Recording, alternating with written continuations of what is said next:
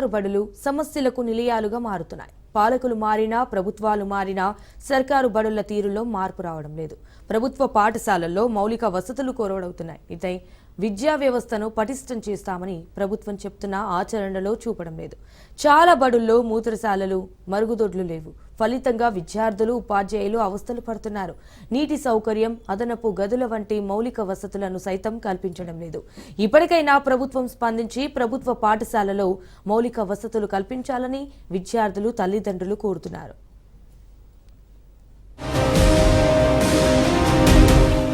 సిద్దిపేట జిల్లాలో విద్యా వ్యవస్థల్లో మౌలిక సదుపాయాల సమస్య వేడెక్కుతోంది. జిల్లాలో 980 ప్రభుత్వ పాఠశాలలు ఉన్నాయి. వీటిలో 206 పాఠశాలలకు ప్రహరీ గోడలు లేకపోవడం, 205 పాఠశాలల్లో తాగునీటి వసతి లేకపోవడం, 56 పాఠశాలల్లో మూత్రశాలల లేమి వల్ల విద్యార్థులు తీవ్ర ఇబ్బందులు ఎదుర్కొంటున్నారు. విద్యార్థులు త్రాగునీటి కొరతతో ఇబ్బంది పడుతున్నారు. బోర్లలో నీరు లేకపోవడం, పక్క ఇళ్ల నుంచి నీరు తీసుకోవాల్సిన పరిస్థితి రావడంతో విద్యార్థులు తీవ్ర అవస్థలు పడుతున్నారు.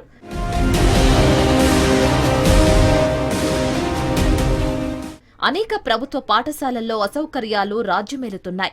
ఎక్కడ చూసినా సమస్యలు స్వాగతం పలుకుతున్నాయి. గత ప్రభుత్వం చేపట్టిన మన ఊరు మన బడి, మన బస్తీ మన బడి కార్యక్రమానికి ప్రత్యామ్నాయంగా ప్రస్తుత ప్రభుత్వం అమ్మ ఆదర్శ పాఠశాలల పేరిట మౌలిక సదుపాయాలు కల్పిస్తామని చెప్పినా ఆచరణలో మాత్రం ప్రగతి అంతంతే ఉన్నది. కొత్త ప్రభుత్వం రావడంతో అప్పటి ప్రభుత్వం చేపట్టిన పనులను నిలిపివేశారు. దీంతో మూత్రశాలల నిర్మాణం పూర్తిగా ఆగిపోయింది. బాలురు, బాలికలు, ఉపాధ్యాయులకు సరిపడా బాత్రూములు లేక ఇబ్బందులు ఎదుర్కొంటున్నారు. 205 పాఠశాల లోపల బాయసి 156 ఈ గర్ల్స్ ఈ టాయిలెట్స్ అనేటి రన్నింగ్ వాటర్ ఫెసిలిటీస్ అనేది లేకపోవడం వల్ల అవి కొద్దిగా ప్రాబ్లం ఉన్నాయి. కాకపోతే ఏంటంటే మాకు స్కూల్ గ్రాంట్స్ అన్నీ ఆల్రెడీ రిలీజ్ అయినాయి. ఇప్పుడు అవన్నీ కూడా హెడ్ మాస్టర్లకు మేము అందరికీ కూడా ఇన్స్ట్రక్షన్స్ ఇవ్వడం జరిగింది. ఈ నెల లోపల మొత్తం అవన్నీ కూడా ఏవైతే రన్నింగ్ వాటర్ లేనిటువంటి పాఠశాలలు ఉన్నాయో అవన్నీ కూడా ఈ స్కూల్ గ్రాంట్స్లో నిధులు వెచ్చించి వాటిని ఉపయోగంలోకి వెళ్ళి తీసుకురావాలని చెప్పేసి చెప్పడం జరిగింది. అలాగే జిల్లాలో 206 ప్రభుత్వ పాఠశాలలకు ప్రహరీ గోడలు లేకపోవడంతో పాఠశాల ఆవరణ అసాంఘిక కార్యకలాపాలకు అడ్డాగా మారింది. యువకులు, అపరిచిత వ్యక్తులు రాత్రి వేళల్లో పాఠశాలల్లోకి ప్రవేశించి మద్యం సేవించడం, అనుచిత కార్యకలాపాలు చేయడం వంటి ఘటనలు నమోదవుతున్నాయి. తల్లిదండ్రులు ఈ సమస్యను వెంటనే పరిష్కరించాలని, ప్రభుత్వం ప్రహరీ గోడల నిర్మాణానికి ప్రాధాన్యత ఇవ్వాలని కోరుతున్నారు. ఈ పాఠశాల ఇక్కడికి వేరే దగ్గర ఉండింది. అక్కడికి వెళ్ళి ఇక్కడికి సొంతంగా స్థలం తీసుకొని నిర్మించారు. కానీ ఆ నిర్మించిన దాంట్లో అమ్మాయిలకి టాయిలెట్స్ నిర్మించి అబ్బాయిలకి ఇక్కడికి మారినప్పటి నుంచి కూడా లేదు. సో అబ్బాయిలు బయట ఎక్కడెక్కడ ఈ కాంపౌండ్ వాళ్ళకు బయట ఎక్కడైతే అవకాశం ఉందో దాన్నే వాడుకుంటున్నారు.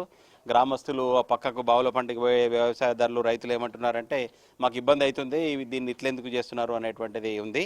దీన్ని ఎంత తొందరగా వీలైతే అంత తొందరగా అబ్బాయిలకి టాయిలెట్స్ నిర్మిస్తే ఇబ్బంది లేకుండా వాళ్ళు పాఠశాల సమయంలో వచ్చేటువంటి అనుకోని ఇబ్బందులు ఏమైనా వచ్చినా లేదా రెగ్యులర్గా వాళ్ళు తీసుకునే కాలకృత్యాలకు కూడా ఇబ్బంది లేకుండా ఉంటుంది.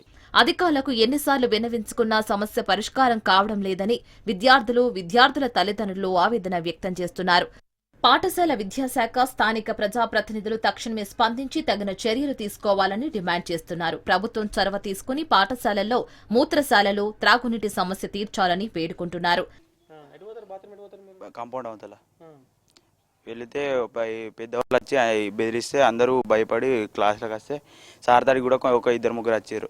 సార్ దగ్గరికి వచ్చి చెప్తే సారు ఒక ఏంటిది ఏదో ఒకటి చెప్పిండు. అయితే వాళ్ళు వెళ్ళిపోగానే ఇప్పుడు కాంపౌండ్ వాళ్ళు లేకపోతే మళ్ళీ పెద్దవారు వచ్చి ఏదైనా ఫంక్షన్లు ఉంటాయి కదా సార్, అట్లా వచ్చి ఇలా చెత్త అంతా వేసి వెళితే లలితమ్మ పొద్దున వస్తే ఊడ్చి వెళితే ఆ సీసా ఒక్కలన్నీ మళ్ళీ పిల్లలకు కూడా వీళ్ళకి కూడా కూర్చున్నాయి సార్. మాకు కూడా ప్రభుత్వ పాఠశాలల్లో విద్యార్థుల సంఖ్యకు తగ్గట్టుగా స్కావెంజర్లు, స్వీపర్లను నియమించాలి.